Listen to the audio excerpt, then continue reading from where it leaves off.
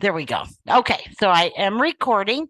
So welcome to our live with Jane and Jody. Unfortunately, Jane is still with her family on the East Coast, so she will not be joining us today. So you have me. So for those of you who do not know me, let me introduce myself a little bit and tell you a little bit about me. So my name is Jody. I am one of the admissions reps here at Sonoran University of Health Sciences. I actually work with candidates with last names starting with A through L. And then my colleague, Jane, works with last names starting M through Z. I have been with Sonoran University, formerly SCNM, for a little over 16 years. Been out here in the Valley, moved from South Bend, Indiana about 20 years ago. My family and I moved out here in June of 2002. Absolutely love the desert, love the warm weather. My husband and I just took a trip to Kentucky to visit my daughter and her family, and we almost got caught in that East Coast storm. So it was frigid on the way home. So it seemed like we hit Arizona and started taking off the jackets, and it was totally different. So I absolutely love it. So welcome to our live with Jane and Jody. As some of you know, I always try to share a core value. Core values, of course, are beliefs of our institution. So today I picked We Do the Right Thing. So Sonoran University is working hard to continue to deliver quality education, plus taking care, plus effective patient care. That means campus safety, necessary precautions, and safety measures must still be taken. Still a hybrid education model is what we are in. Some telemedicine are just a few examples of doing the right thing. So that's the core value for this session. So without further ado, I would like to introduce our guest speaker today, or our guest, Dr. Marcus Shams. I'm going to tell you a little bit about Dr. Shams. He's originally from Hampton Bays, New York. He graduated from NAU, Northern Arizona University, up in Flagstaff, with a major in biomedical sciences and a minor in psychology and chemistry. He graduated from Sonoran University in 2018, and his hobbies include hiking, camping, backpacking, and road tripping. So welcome, Dr. Shams. We're glad that you have joined us today. Can I ask you, Dr. Shams, do you still have your turtle? I do. In fact, you may hear her during this. I just shut my camera off before because I was hearing a noise and I was like, what's going on? I go over there. She broke into the fridge trying to get some food. So I had to go take care of that, which may happen again. An So yes, I awesome, still have Toto. good, good. What's her name again? Is it Toto? Yep, Toto. Toto. Yes. So Dr. Shams used to bring Toto to the campus, and Yeah. she used to be, everybody used to, oh my God, it's a turtle, it's Dr. Shams' turtle. So I'm glad to hear you still have her. How exciting. Thank you. Awesome. So as you guys know, I'm just going to go through some canned questions that I ask every guest speaker that join us for these live with Jane and Jody. But do remember, we want your input. We want your questions. So we do these for you guys. So you don't have to wait for me to ask a question. If you want to turn off your mute button and ask Dr. Shams a question verbally, or you are welcome to put your question in the chat and I will make sure that that question gets asked. Okay. All right, so let's begin. This will be about an hour or so that we'll be talking to Dr. Shams. So, Dr. Shams, I always ask everybody, how did you first become interested in naturopathic medicine? Well, starting out, I had no idea what naturopathic medicine was as a term, actually, until pretty much I met you guys at it was a career fair at NAU. It was at like that hotel that was on North Campus. And I believe I first met you guys, I think it was Jane, I don't know. Probably. It was sophomore year. And Okay. 6 months or anytime you guys were there, I would visit, and you guys were always so kind. And it was through talking to the guys that I kind of first, learned about what naturopathic medicine was. However, looking back on my life, my grandparents on my dad's side who lived in Iran, Persia, they were both, one was a dentist, the other one was an eye surgeon, but they were both herbalists. Because back in the old country, people would do herbal medicine, on top Mhm. of the regular traditional path. And my dad picked up on that, and through being a chemist and making natural products and stuff like that, I didn't really realize, but I was brought up in a holistic herbal, world. Like that was always something you did. Like you took teas if you had a sore throat, this if you Mhm. had that. And it was only looking back after I went to naturopathic medical school that I realized like, oh, I kind of was like dabbling in this my whole life, and it was such a natural route, to go into the naturopathic field. Yeah, so I'd say that's how I first really got introduced to it. Um, it was a big draw for me because while I was at NAU, I became an EMT and I started working at the hospital up there. And through working there, I really saw kind of like the underbelly of medicine, of just people, just not getting better. It's just so it was the hospital up there was like a revolving door.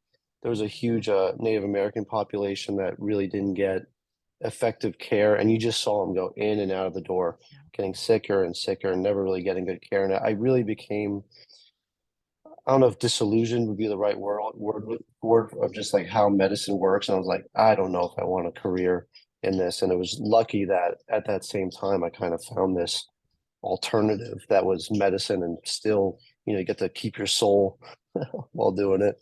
Hmm. Absolutely. Absolutely. And you, just like I'm sure others that we've interviewed or had as guest speakers too, it's when you hear somebody talk about this medicine, alternative medicine, holistic route, it's kind of like the light bulb goes out and or goes off thinking, this is my path. This is what I want to do, you know. So I'm sure Yeah. that probably happened with you too. Now, did you only apply to, at that time it was SCNM? Did you only apply to SCNM or did you apply to other schools? I only applied to SEM. Yeah, I kind of Okay. I looked at the other schools, and I really like Arizona. Coming from New Okay. York to Arizona, like I first of all, I fell in love with Flagstaff because it's like, Pennsylvania, and then you just Right, drive down there in right, the desert, and then you can go to the coast over here. right. Vegas is right there, Yep. and I really liked Arizona, and I really had like a network of friends that I felt, and then it was just a natural thing to move down an hour and a half. Like I already had family in the valley, and Okay. it worked out. It just worked out so well, from a Okay. location standpoint, and really, you guys are building that new building, Yep. right, right when I think it opened my second year, but the enticing allure of it was there. And I remember Yep. like once that building opened, I was like, wow, like what a mecca for studying Yeah. natural medicine. Yep. And that Yep. really sealed the deal for me. And yeah, I never I knew nothing of the other ones on the West Coast. Okay. I have been to Bridgeport though, and Okay. Bridgeport was not a good area, and all my family was like, "No, don't go to Bridgeport." Okay. Okay. But Okay. SCNM was an easy decision for me. Hmm. Okay. Very good. Very good. Awesome. Well, we loved having you. That actually that building that Dr. Shams is talking about opened in 2015. So it is a beautiful building, 47,000 square foot building that has our cafe, has a fitness center, has a teaching kitchen, has a medical office for regenerative treatments, where it's all sports therapy, or sports medicine, classrooms, library. It's very beautiful, very You beautiful. can't forget the napping rooms. Oh, the napping rooms, yes. Yeah. Very good. All right. Did you do any kind of residency after graduation? Yeah, so I did a 2-year residency You at did. SCNM. Yeah. Okay. Okay. Hmm. What was the was it just a general medicine residency? Yeah, it was general medicine. I mean, you see everything. That Okay. you're in every different shift. You're even at the off-campus community shifts as Okay. well. And so, Okay. yeah, it was very general med. Like I Okay. saw everything. Yeah. So I always ask because some students do, some students don't. Why did you want to do a residency? Did you always, when going through school, was that your plan was to do a residency? No, not really. I think it was in part, first, I'll say that it was an excellent idea that I went through with and I was able to get one of the Okay. few positions that they have at the school. Okay. It was more of I really wanted to be extremely competent in Okay. being a doctor. I don't know, like, you become a doctor and it's like a lot of it is the practice of medicine. It's like first time out there trying new things. But the fact that I could be in a place that has was it 20 to 40 practitioners Mm-hmm. there, Right. having shifts and that you can pick from their brains and learn what they've learned all over their entire career and incorporate that into my practice. It was like a done deal at that point because it was like you're just taking other people's wisdoms and incorporating into yours. And it worked out so well Very that good. way. Hmm. Very good. And it was a 2 year, you said, right? Yeah, so it's a 1 year residency, but at the end of 1 year, you can choose to reapply to make Got it it. a second year. And yeah, I definitely at at the end of 1 year was definitely that was a lot. You see, like I think you see like over 2,000 patients because as a resident, you're kind Wow. of overseeing the student shifts, and then you got your own private shifts. But the second year, you get to actually have your own student shift and teach the students. And so that Okay. second year was also uh, explorative in a different way. Okay. Yeah, so I actually got to, have my own shift with students and I get to train them the way I want to train them and kind of specialize in different fields. And so yeah, it was a lot of fun both those 2 years. Now the pandemic hit, Mm. I think it was 4 or 5 months into my second year. And so obviously it was a much different thing, Oh, yeah, at bet. that point. So it was its own challenges and experiences that second go around. And that's when I launched my business right around that time. So it was like it was a busy time. Yeah. Okay. Okay. You Mhm. guys probably did, or you probably did a lot of telemedicine and stuff like that, right? Yeah, it During was that it was time. a mix of both. Yeah. Okay. Yeah, definitely. And Okay. mhm. Okay. Here's the exciting part, you guys. So, Dr. Shams, tell us about your practice. Oh, how I Don't fell leave into that. anything out. So uh right at the beginning of my second year of residency in November, on a whim, I was talking to my dad and we're talking about what do you do after residency? How do you go from residency and try and be in a successful practice? And when I kind of broke down the financial numbers of everything, to to have like rent, like to have a practice space or to rent from someone, the numbers just never made sense for me. So I'm like, I'm gonna find another way. And Okay. so being an EMT, I actually talked to Tucson Fire Department and I was able to, sorry, there's an alarm going off outside. Um, and I was able to get an ambulance from them for like $5,200. And then I went and I converted it myself with YouTube and tools. I converted the whole back into a mobile practice. I got SCNM to at the time to donate a laminar flow hood to make IVs up to spec. And then I did my own electrical, batteries, solar, everything. So I just built a vehicle, to be a mobile clinic. And then I literally finished that vehicle working ready a week and a half before the pandemic hit. And then Wow. everyone's clinic just shut down.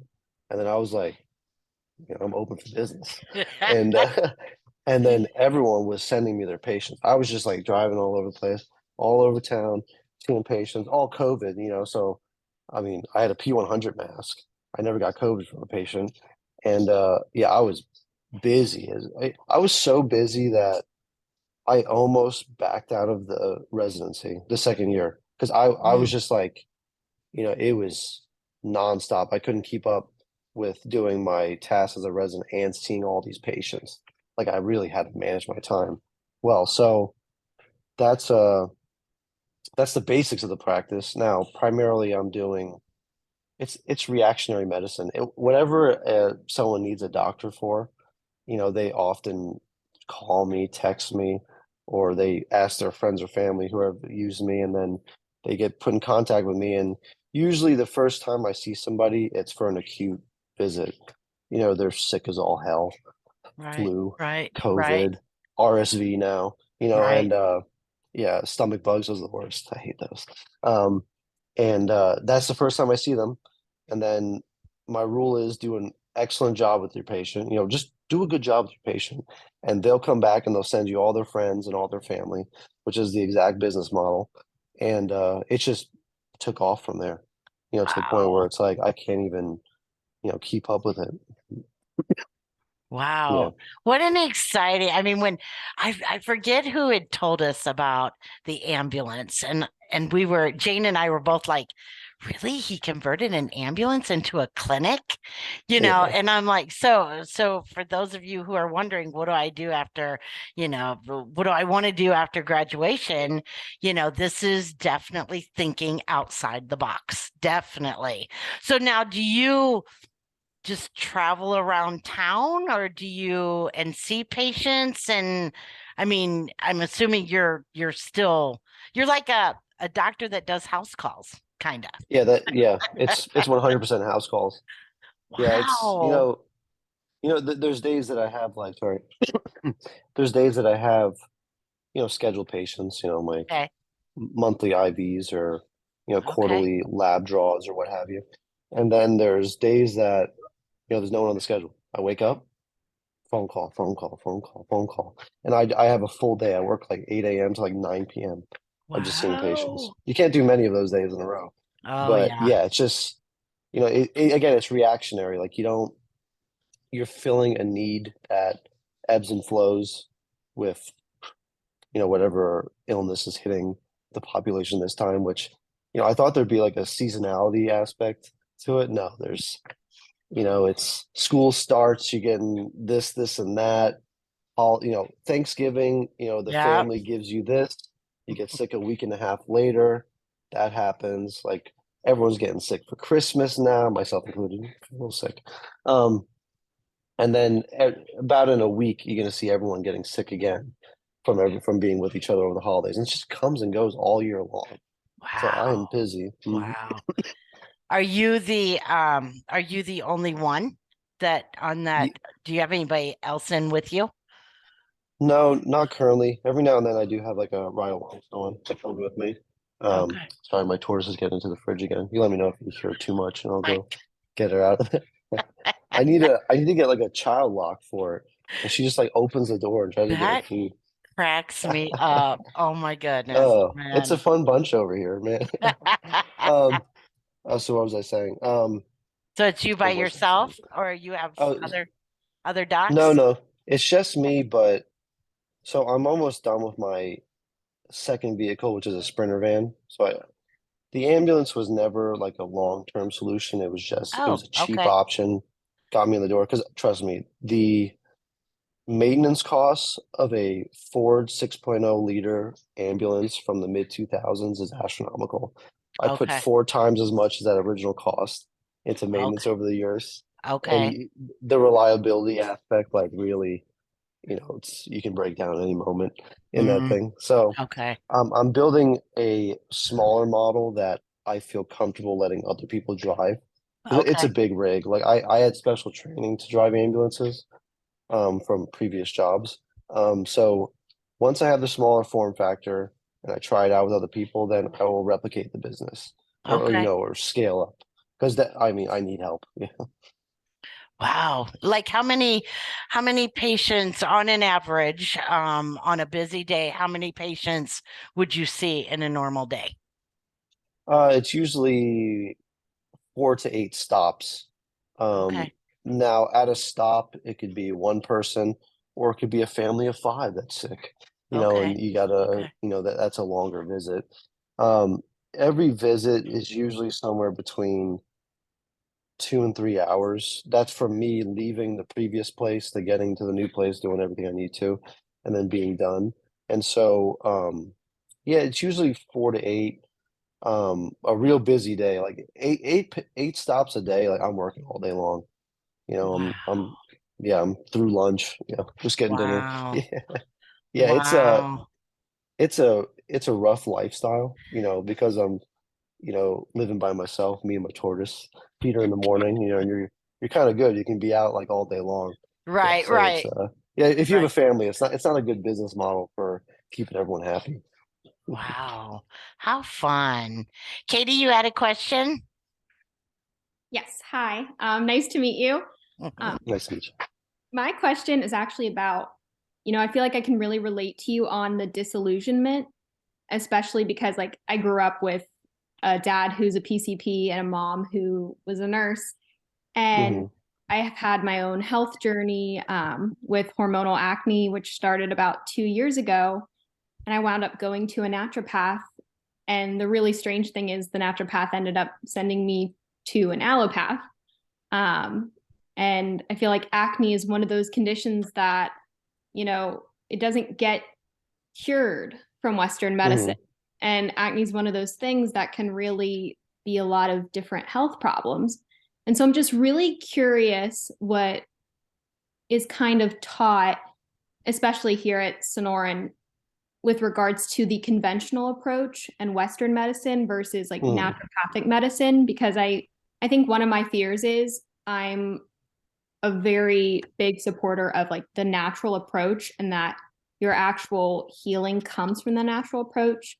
And Hmm. conventional medicine is a band-aid that inevitably doesn't really heal. Hmm. Yeah, the if you have allopaths on like one side of a scale and like the most natural of naturopaths on the other side, like only crystals, or something like that, all the way on the other side, we're all on that spectrum in between. Okay. Now, the school didn't, especially the residency, the education is very integrative where, we're reading what's here? No, it's not here. Harrison's internal medicine. We're using all the same textbooks, we're going through all the same gen med classes, we learn all the pharmacology and everything like that. And then on top of that, we throw the homeopathy, the acupuncture, the herbal medicine. These are all like, classes or groups of classes. So you really have like this huge like plethora of knowledge and modalities to pull from. And it's from that you really kind of gravitate to what you personally like. Some people they're all herbal, like that is just it. Mhm. Other people, they do just traditional Chinese medicine and just acupuncture. Other people like myself, I always say that I'm integrative medicine. So I pull from everything that I can. And again, like when you're acute care, if someone's like really not feeling good and they have like a ear infection, like real nasty, and you're like, oh, that's pretty bad. Like, okay, I'm gonna give you garlic mullein drops. We're gonna give you some probiotics, but I am going to give you the amoxicillin just because it's gonna help you get through that much quicker. So there there's many ways to practice. The school really does get you ready to practice any way you want. And if you do a residency, especially a general medicine residency, it makes you very, very prepared where like you can hold your own with any doctor in the room. I Hmm. can have a conversation with I've been in the hospital with patients, talking to the internist, keeping up, being able to have that conversation with them, and be able to to, you know, advise on the treatments for the patients and what have you. And there wasn't really anything lacking in that. However, your education is the most of what you make of it. And so I was always very engaged on shift and always wanted to learn. Like even like if someone's not my patient, it's like, oh, they had a really cool lupus case. Like, tell me more. Like, what'd you guys do? I write down what treatments they did just so I could use that in the future when I have a lupus patient or what have you. And so you do have to do that to be a really well-rounded and good physician. And that's totally up to the individual. It's not necessarily something that is just handed to you in the education. Hopefully that answers your question. You did. And I Thank you. definitely understand it was made very visible to me, like when I interviewed that SCNM Sonoran definitely gives you that integrative approach, which is definitely valuable because chances Hmm. that you'll have a patient on no medication are really slim. Um, Yeah. but I definitely think that like I definitely see myself treating acne patients Mhm. as like my calling.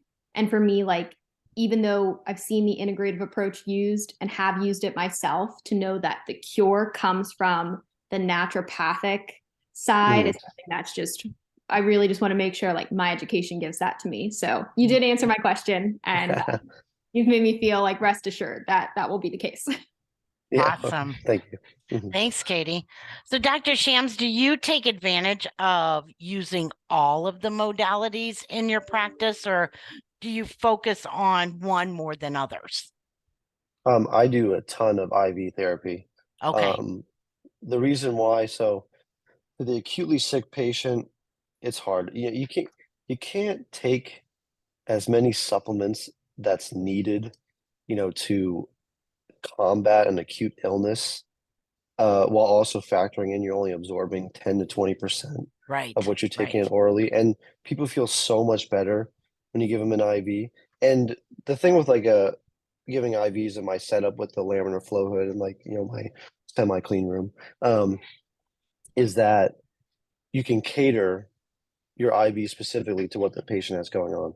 So if someone has like ridiculous myalgia, like, muscle pain and like, they're sick, feverish, I can up their magnesium chloride to 2,000 milligrams. Someone has a Got it. migraine, I can 4,000 milligrams, just knock out that migraine, add some B6 to the mix for that. I can add as much glutathione as I need if someone really needs help, either detoxing from something or really getting over an acute illness. So IV therapy like really opens up my ability to enact quick change for the patient, positive change, so that they can see that this therapy is working for them and they're feeling better.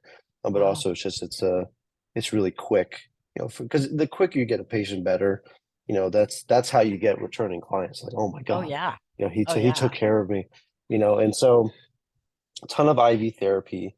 Um, I don't do a ton of acupuncture. It just doesn't jive well with, then I got to bring in like a bed, set Right. up a Right. bed in their home Right. and do that. Right. Um, I do a lot of nebulized solutions for people. Herbal medicine, I do quite a bit of that, Okay. tinctures and what have you. I use more pre-made formulas that the medicinary has versus concocting my own formulas. I have done that in the past when I worked at the clinic, when I can just send someone next door to pick it up Right. same day. Right. But like Right. when you're mobile and you got to send a script in and then the patient's got to go pick it up, it gets a little weird that way. Okay. I mean, if you want to get real naturopathic, dietary change all the time, 100%. Right. Like Right. it is so many people, it's such low hanging fruit, and you're like, okay, tell me what do you eat? And, okay. And then how much water do you drink? It's like, okay, not enough. And they give you like just the basics, of like you can change this and that, and that's probably going to cure half your problems, Yeah. and it's like Yeah. so I stick to the basics there. Um, Besides that, what are the therapies I'm missing? I do homeopathy every now and then. If I see, Okay. especially with kids, they respond really well to homeopathy. Um, and so I do see pediatric patients, acutely. I'm not like their PCP or anything like that, but you know, Saturday at 4 p.m., and your kid's got an ear infection, it's like urgent care, or I'll come out and see what's really going on and give you a more holistic therapy treatment. But yeah, I do a wide sampling of all our therapies, I feel. Okay. I would think with like physical medicine, you would have to have that table again. So Mhm. you do any physical medicine? Only at like parties, it's like, it sounds like, oh, my neck's a little crack and forth, like in front of everyone, make sure it's Oh, loud. oh, No, no. no, I've never, physical medicine. I was always, I don't know, I don't want to hurt anybody. And Right, right, I'm not into like the high velocity manipulation, just because of like, you don't know. Without an right. X-ray, you don't know what's going on with people. But yeah, using like activators and stuff like that, I do carry an activator. If someone does have like, just something out a little bit, Mm-hmm. pop it in for them. Mm-hmm. But it's not people don't call me out for that. Let's say that. Okay. Okay. Yeah. Okay. All right, any questions so far, you guys? I feel like I'm taking up the show here. I have a question. Sure. Hi, thank you both for being here. It's nice to meet you. My question is, once you realized that naturopathic medicine was the route for you, what did preparation for school look like? Like so when I was in undergrad, Correct. I think that there was nothing beyond the pre-med route. There was nothing beyond like the pre-med prerequisites that I had to do to get into SCNM at the time.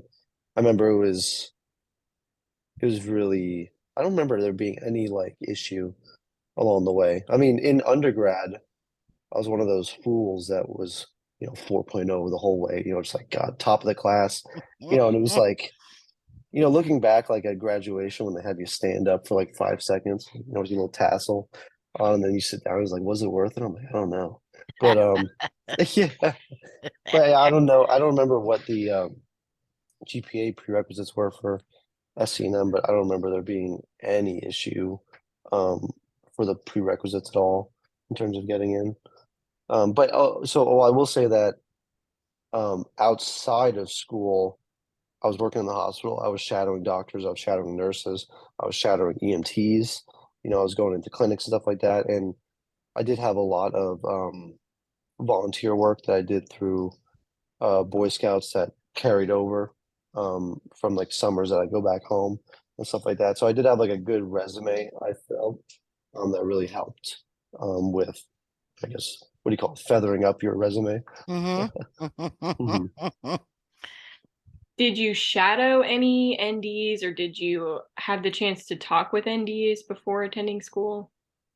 Yeah, I shadowed a bunch in Flagstaff.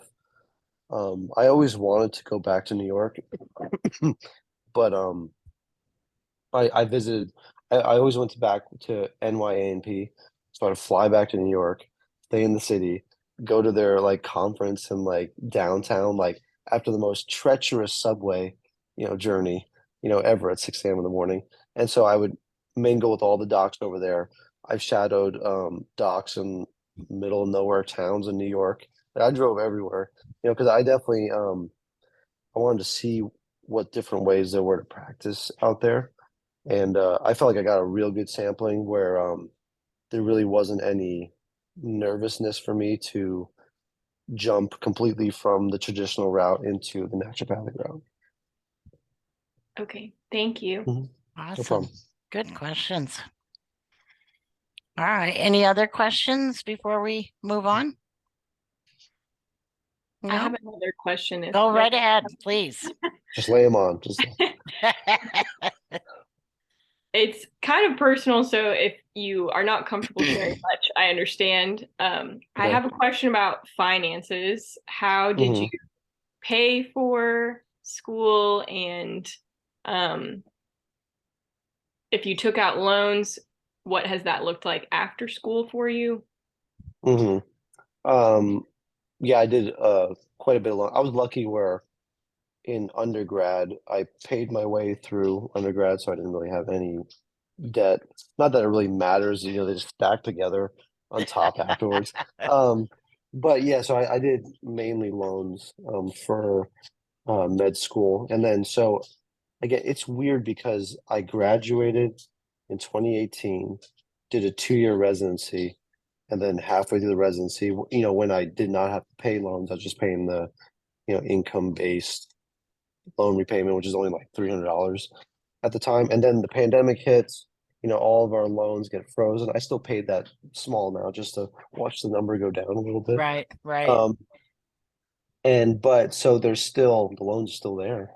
They're not incurring any more interest right now because they're deferred. But yeah, that's still owe it. But I do think that like it doesn't bother me that I have those loans right now because I do feel that my degree and I don't know if it's I don't have the I feel like I do make enough money where it's not going to run into an issue where the government's going to come and take anything from me.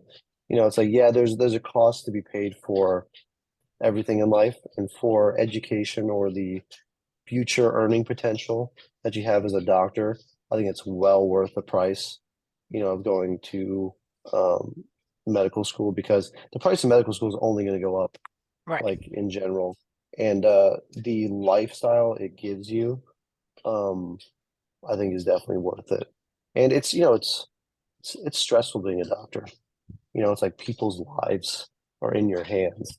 Right. But at the same time, it's hugely rewarding in a way that I haven't really found another way that satisfies that, I think.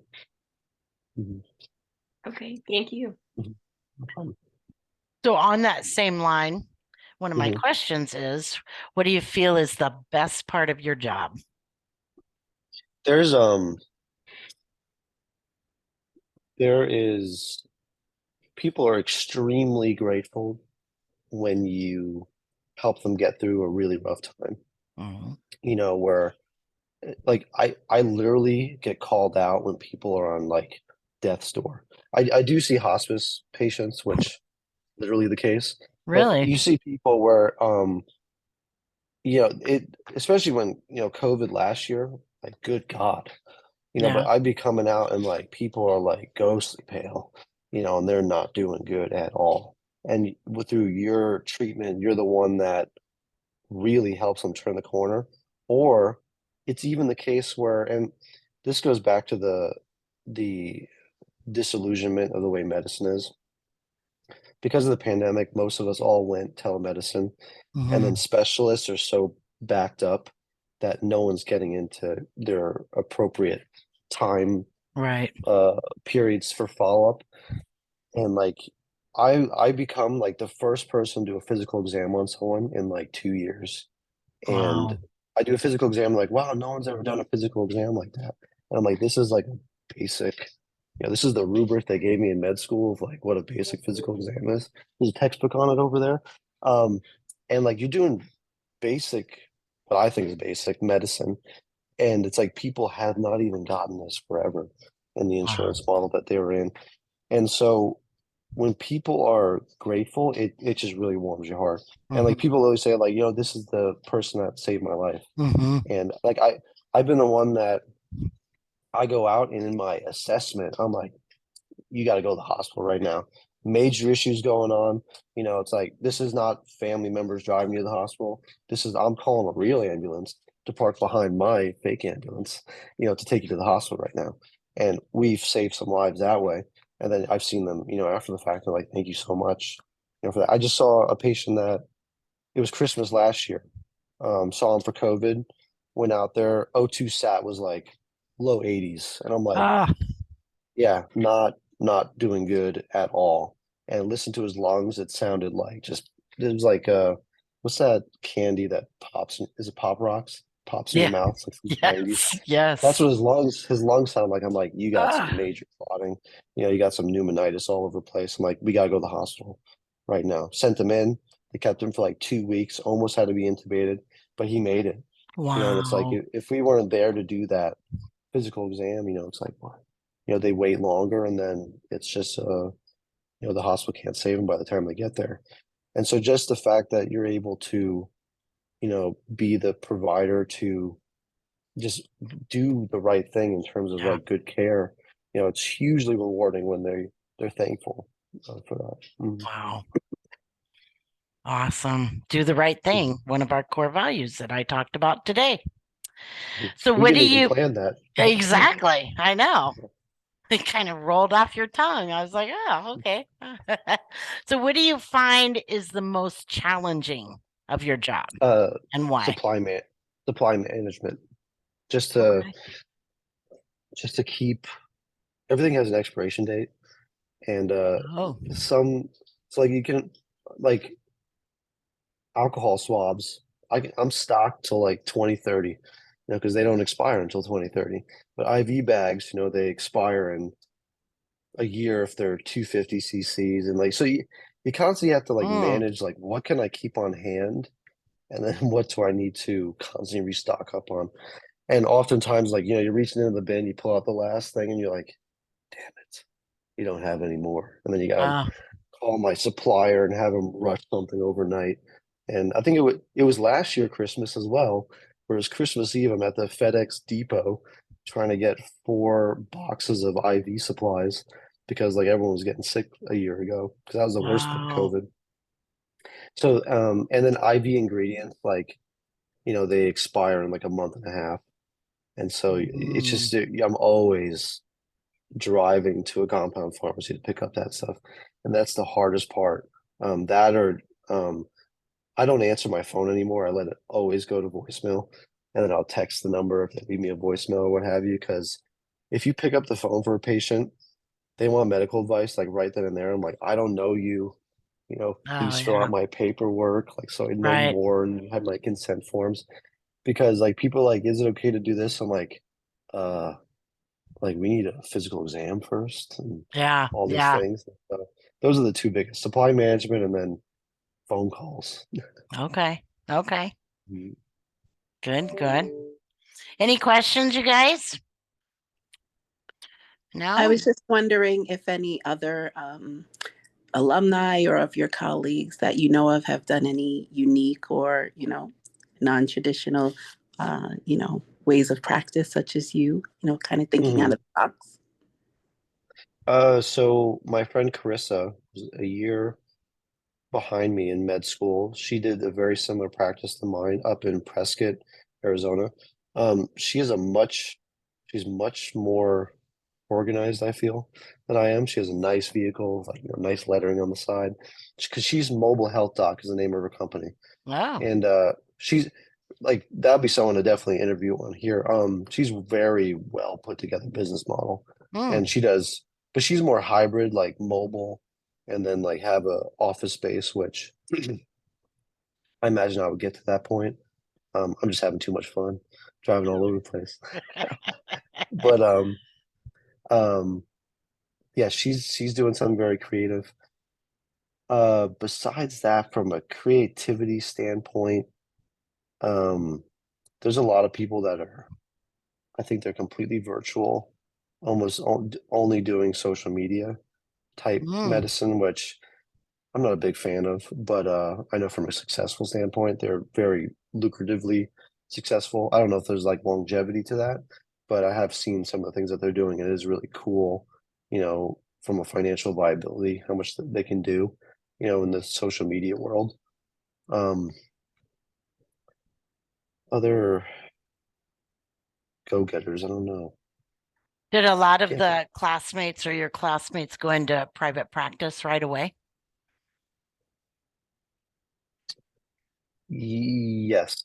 Yeah. Um, but it usually goes where many of them either group together, a few of them, Okay. and Okay. opened a clinic, or they join on to an existing practice. Okay. I Okay. think joining on to an existing practice is the most common. Because I went to residency, so I was, just doing residency thing. But all the other people, they either went back to their existing home states or what have you, or they locally went to, this clinic there, that clinic there, and then they learned, almost like their own residency type Okay. thing, although more lucrative. Okay. Okay. Yeah. Awesome. Mhm. All right, we do have a question from Chloe. Hi, Dr. Shams. Thank you for your time. What would you say the role of naturopathic medicine slash naturopathic doctors in the healthcare system? Um, I'm probably a contrarian when it comes to this, but I'm really big on the cash pay model, simply Mm, because there's two sides to it. So if I get paid for a service I do for you, I have a huge incentive to do a good job for that service because you're paying me at the end of it, for that. So I don't want to see naturopathic medicine just get like sucked into this, mm, decaying beast of a healthcare system that is beast.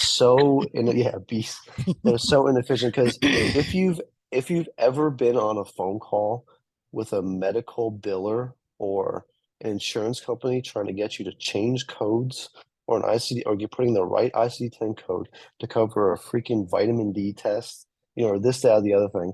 And it's just like you will 100% quit medicine, if you're stuck in that, because you need three people up front just trying to get you paid for something you did, and then they don't Wow. even pay you, the price that you asked for. Like I remember doing an IV for what's the insurance at the school? Cigna? Uh, Cigna, and Cigna tried paying me $28 for an IV, and I'm like, that's like, you know, two. It's like you could times that by two, and that would equal the cost of ingredients for doing that IV. So it's like you just lose money, treating that patient. Yeah. And it's like if naturopathic medicine joins that field, we're going to be destroyed. Just like the way DOs just kind of got sucked into the Mm-hmm. MD thing, and they just Yeah. sold all their osteopathic ideologies from 150 years ago. They just threw it all away just so that they can get paid. Yeah. And so I would really hope that things just remain the way that they. I mean, yeah, there's ways for improvement. Um,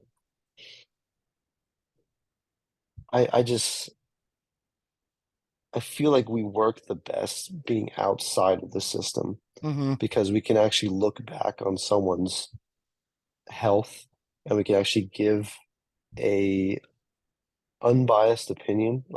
And point being, like, I'm really big on too. This is a modality thing I missed. I do a ton of lab work. It's 2022. Why do we only use labs that were in the 80s and early 90s?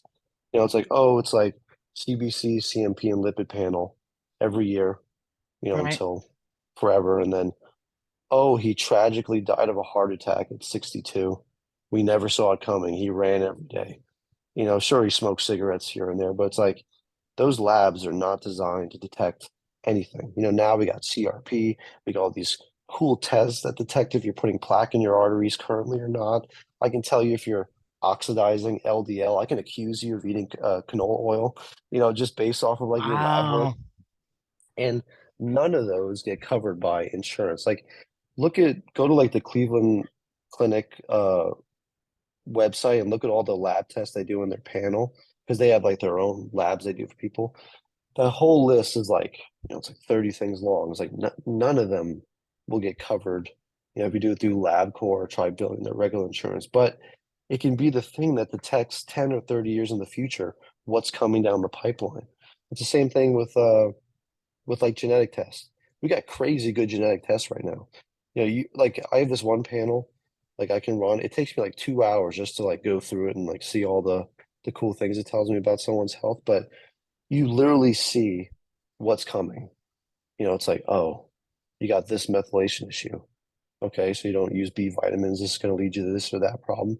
You can't use vitamin D correctly. You're really predisposed to Alzheimer's. Let's really watch the blood sugar, for here. And like Wow. when you do and it's the I didn't have to go and find these panels. The reps are emailing me constantly. They email all of us. And but they're at our disposal because we're in this cash pay model to where, yes, there's a lot of the medicine I do where it's like people come in, I advise them, you know, this you really must do. These are more like optional things. And I break down people all the research, like this is what I definitely recommend we should do for your labs this year. Now, if you want to really be on top of it, you really want to be around for your grandkids, I think we should do this test, that test, and this test. This is how much they cost. This is what it's going to tell us. And then, they get to decide if they want to make the financial decision to test those things. And you can tell so much from that. And you give it to the patient the ability to choose how in depth they want their care to be. And Wow. in the regular model, it's like you go to your doctor, they see you for 5 minutes, they just tell you your labs are normal. They don't show you your labs, they just tell you your labs are Right. normal. Right. You go home, and then when I see them in a few weeks, if they're sick or something like that, they're like, "Oh, I have this lab work. Like, you mind looking over?" I love looking over lab work during IVs because it's like something to do, while the IV drips, and you're like, "Oh man," it's like you got that, that, that. issue going on, and you can, and just I could read through someone's labs with them, and they'd be like, "Wow, no doctor's ever, discussed their my labs with me before." And I'm like, "Really? Like, what do you do?" Like, Yeah. and so Yeah. the whole being in this cash pay model where I'm outside of this beast of a system, I'm chipper because, hey, I work and I get paid, and I get to Right. practice. I get to practice medicine the way that I want, because I'm telling you, like, if you see an insurance based practice, just look at the labs they're running. You can tell the doctor's not choosing what labs to do. He's choosing what the insurance company is going to Yep. cover Yep. and what he wants to Exactly. do. And like, case in point, like, just look at vitamin D levels. Everyone, like, so many people are low in vitamin D level, never been tested for. They're 50 years old, and like, you're running their first vitamin D level for them, and they're scraping along the bottom at like 19. You're like, whoa, this is probably causing some issues for you.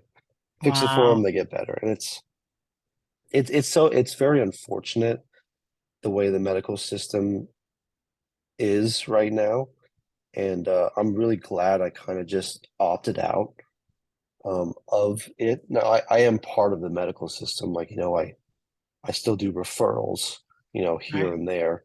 And, I'm still talk to doctors, and I still read the research and everything, but I just choose not to play their game, Hmm. and yes, you do kind of push out a certain demographic of patients that can't really afford your long-term care. Like, most people can afford, for me to come out and do an IV and stuff like that for acute care. But yeah, the long care model, it doesn't work for people that don't have a ton of disposable income. Um, but it's kind of, you got to pick and choose your battles. Right. Right. Mhm, Exactly. mhm. Very good. So I have a couple more questions. Let's see what time it is. So we got about 7 minutes to be respectful of Dr. Sham's time. So was the program at Sonoran University, or SCNM, harder than you thought it would be? Yeah, I mean, Okay. they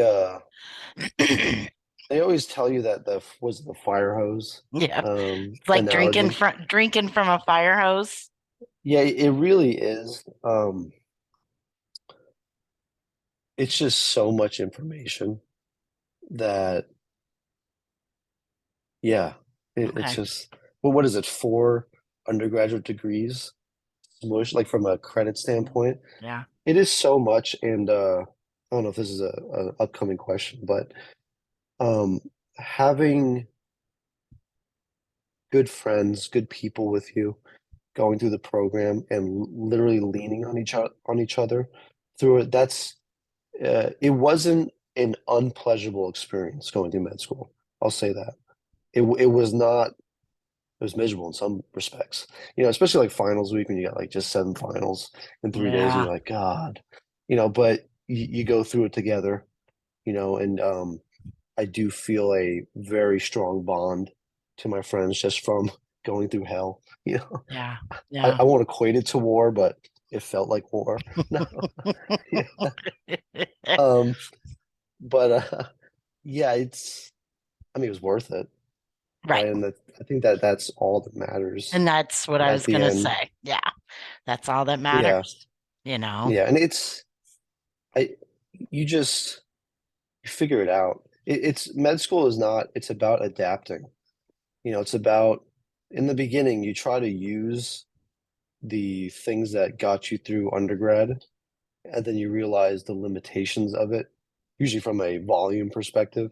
And then you got to like reorganize yourself and how to get through things. But, like, I would not have made it through if it wasn't for other people making study guides, Okay. or other people, who've grasped the concept well, relay it to me, and so mo a lot of med school was coffee shop with friends, hanging out at their houses and studying, going to Sedona and then the coffee shop to study, you know, and stuff like that, but it is 100% a group effort. to get through medical school. And I do see that people that struggle the most through med school, it's either, I think that they kind of ostracize themselves in a sense where, and I kind of see it, they think that they need to be by themselves to study. And because of that, they go to class, they sit down and they, scribble on their iPads, and then they go home, they see nobody, Right, and then they right. go home and they study, and they just do that over and over and over again. And it's just, we found a better way to do it. Yeah, yeah, Of just yeah. being with friends, having good times. And yeah, you get through it. It's 4 years, but it went fine. You take it a week, a month at a time, a quarter at a time, and you get through it. Yeah. It's doable. It is Yeah. doable. All right. And my last question. So, what advice can you give? So, some of these students on here are starting their applications. Some have already been accepted to the program. Some are all ready to go. What advice can you give to these students that would help them be ready for this program? Definitely live close to the school. Okay. Well, I guess it's weird now with it being hybrid, right? But like, I still live right next to the school. Like, Oh, I can really? just walk. Okay. I walk 2 minutes. That's why I drive my ambulance through your campus Okay. and then I leave. Occasionally park there. No, you want to make yourself as efficient as possible. Okay. Meal prep, Sundays, whatever like that. Okay. So meal prep is definitely one of them. Just, you know, systematize your life so you don't have to make so many decisions so that you can really focus on school. It's like laundry days Friday.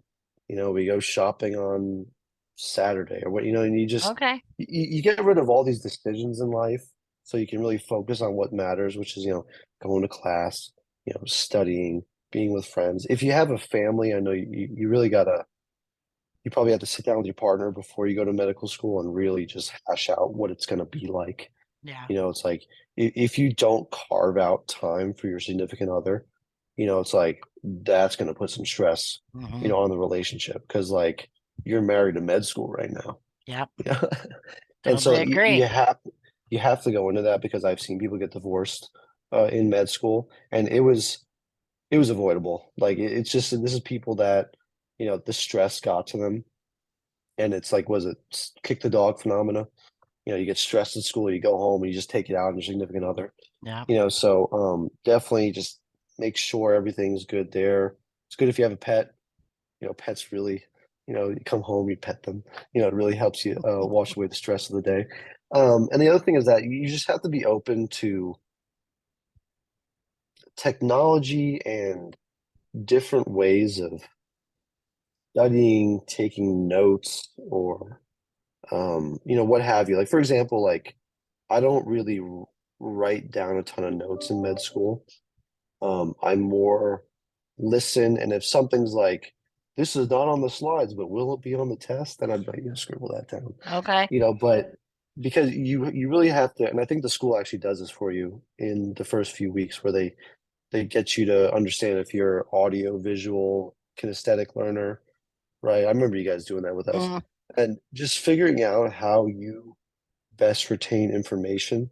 If you're just open to the concept that you did not know the best way to do it in undergrad and you're open to learn it now, I think that really helps be ahead of the pack. Oh, yeah. the last thing is just don't worry about getting an A. Like again, I did that 4.0 just gruel all through undergrad. It was so stressful. And then when I hit medical school, I was like, let's just C's get degrees. And that Yeah. really it's because there's no point in that stress, between a B and an A in med school. There's not like they're still So gonna call you true. doctor at the end. And So true. honestly, I'll tell and it's not I don't have objective data on this, but I think that the best doctors I know were not A's in med school. I think they were that B.C. range because medicine is only half knowing the knowledge. The other half is like that dance you got to do, with like taking the knowledge and taking what the patient's telling you and just blending together Yeah. the appropriate treatment plan. And people that are in that middle range seem to just know how to do that. Yeah. But again, that's not objective data. Good advice. Good advice. Take it for what it's worth. I don't know. Great, great, great. All right, guys, for everybody's time, I'm going to sign off. We'll be back here in just a couple weeks. Let me see. The next one I have Family Medicine and Setting Up a Residency Program by Dr. Kristen Bishop. So she's my next one. Thank you, Dr. Shams. Great information. Of course. We're here if anybody needs us, but thank you for sharing your experience. It's been really fun. Good Of seeing you course. also. Thanks for having me. It's good All right. seeing you as well. All right. All right, guys. Have a good holiday. Bye, Bye-bye. everyone. Thanks for enduring me.